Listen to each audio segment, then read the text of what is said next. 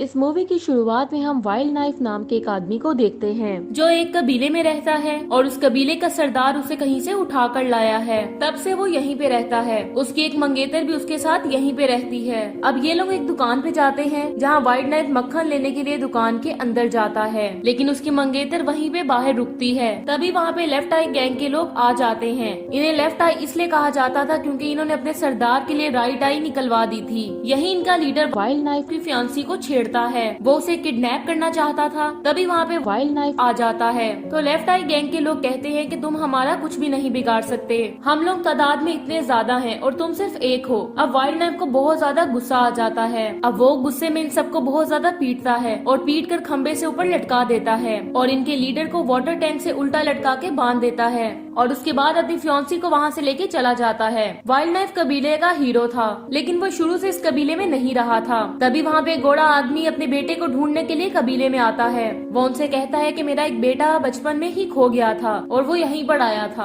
अब उसे पता चल जाता है कि वाइल्ड नाइफ उसी का बेटा है। अब वो अपने बेटे से मिलके बहुत खुश होता है। वो आदमी एक डाकू है जो कि सबको लूटता है, लेकिन अब वो ये सब छोड़ना चाहता है और अपने बेटे वाइल्ड नाइफ को कहता है कि मैं तुम्हें सारी अपनी दौलत देना चाहता हूँ ताकि तुम उसका इस्तेमाल करते हुए अपने कबीले के लिए कुछ काम कर सको। यहाँ पे वाइल्ड नाइफ का फादर उसे बताता है कि तुम्हारा बचपन का नाम टॉमी है, इसलिए वो उसे टॉमी ही कहता है। अब यहाँ पे टॉमी अपने फादर को बताता है कि उसकी माँ को कुछ गुंडों ने बचपन ही में मार दिया था और उसके फादर उसे बताते हैं कि एक जगह मैंने पाइन ट्री के नीचे सारे खजाने को छुपा दिया है। अब टॉमी अपनी फियांसी के कहने पे अपने फादर की तरफ से दिया गया सारा खजाना लेने पे राजी हो जाता है और जब वो अपने बेटे को खजाने का लोकेशन बता रहा होता है तो वहाँ पे गैंग के लोग आ जाते हैं जो कि उसके फादर को किडनैप कर लेते हैं। वो उस खजाने को हड़पना चाहते थे, लेकिन जाते जाते टॉमी के फादर उसे इशारों में खजाने की लोकेशन बता देते हैं। अब टॉमी सोचता है कि वो उस खजाने को ढूंढेगा और उन डाकुओं को दे के अपने फादर को छुड़वा लेगा। उसके बाद वो पाइन ट्री के पास खजाने के नक्शे के पास जाता है और उसकी खुदाई शुरू कर देता है,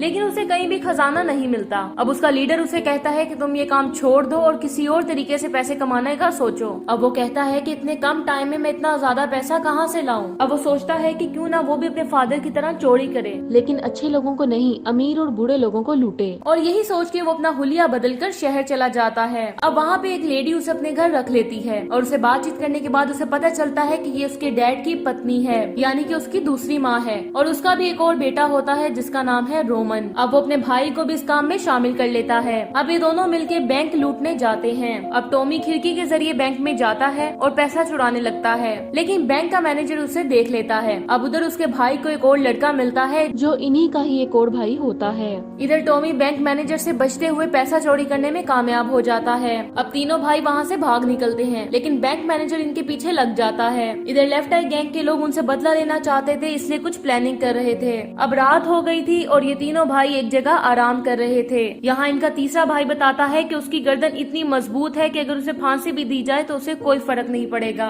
अब अगले दिन उन्हें एक और आदमी मिलता है जो कि पहाड़ों में रहता है। अब उसकी कहानी सुनने के बाद पता चलता है कि वो भी इन्हीं का ही भाई है। तभी ये लोग सैलून जाते हैं ताकि यहाँ के लोगों के बारे में मजीद जान सकें। अब सैलून का आदमी ने बताता है कि यहाँ पे एक पब्लिक हाउस है जहाँ पे गोल्ड की चिकन नगेट है। अब ये लोग सोचते हैं कि अगर इन्होंने उसको चुरा लिया तो इन्हें बहुत पैसा मिलेगा, इसलिए अब ये लोग पब्लिक हाउस में जाते हैं जहाँ पे पार्टी चल रही थी। तो वहाँ पे एक आदमी इनके फादर के बारे में बात कर रहा था, तो पता चलता है कि वो भी उसी का बेटा था, यानी कि ये इनका पांचवा भाई था। अब ये लोग हैरान हो जाते हैं कि आखिर इनके फादर ने कितनी शादियां की थी, इसलिए परेशान होकर ये लोग वहाँ पे अनाउंसमेंट करते हैं कि जो जो फ्रैंक का बेटा है वो अपना हाथ खड़ा करे। तो एक आदमी हाथ उठाता है। अब ये लोग 6 भाई हो जाते हैं। अब ये सब लोग अपने फादर को ढूंढने निकल पड़ते हैं और उस जगह पे चले जाते हैं जहाँ पे चिकन नगेट था। अब ये लोग बहुत आसानी से उसे चुरा लेते हैं, लेकिन उसका ऑनर इन्हें देख लेता है। अब वो इन्हें गन पॉइंट पे लेके चिकन नगेट वापस लेने के लिए कहता है, लेकिन तभी इनका एक भाई पीछे से आके उस ऑनर पे हमला कर देता है, जिसके कारण उसका सर धड़ से अलग हो जाता है, लेकिन इसके बावजूद वो उन पे शूट करने लगता है। अब ये देख के वो लोग बहुत हैरान हो जाते हैं और किसी तरह वहाँ से भाग जाते हैं। अब उन्हें एक आदमी मिलता है जो उन्हें कहता कहता है कि अगर तुम मेरे साथ बास्केटबॉल खेलोगे तो मैं तुम्हें खजाने का नक्शा बताऊंगा। इसलिए ये लोग उसके साथ खेलने लगते हैं और वो इनको खजाने का नक्शा बता देता है। अब ये लोग एक और गाँव में जाते हैं क्योंकि इन्हें 30,000 रूपए की जरूरत थी। अब यहाँ उनका एक भाई एक लड़की को छेड़ने लगता है, जिसकी वजह से उसे फांसी का ऑर्डर दे दिया जाता है। अब इसी वजह से वो सब लोग वहाँ पे इकट्ठे होते हैं और इसी बात का फायदा उठाते हुए उसके बाकी भाई खजाने की खोज में जाते हैं। अब वो उसे फांसी पे लटका देते हैं, लेकिन उसे कुछ भी नहीं होता, बल्कि वो वहाँ पे झूला लेने लगता है। अब ये देख के वहाँ के लोग बहुत हैरान हो जाते हैं और उसे गन से मारने की कोशिश करते हैं, लेकिन तभी उसके बाकी भाई उसे आकर बचा लेते हैं और उसे अपने साथ ले जाते हैं। अब ये सारे भाई नदी में नहाने लगते हैं और जो उन्होंने खजाना ढूंढा था उसे नदी के किनारे रख देते हैं। तभी वहाँ पे लेफ्ट आई गैंग आ जाता है और उनका सारा खजाना उठा के ले जाता है। अब इन लोगों के पास कुछ भी नहीं बचता। ये लोग बहुत परेशान हो जाते हैं क्योंकि उन्हें दोबारा से पैसा इकट्ठा करना था।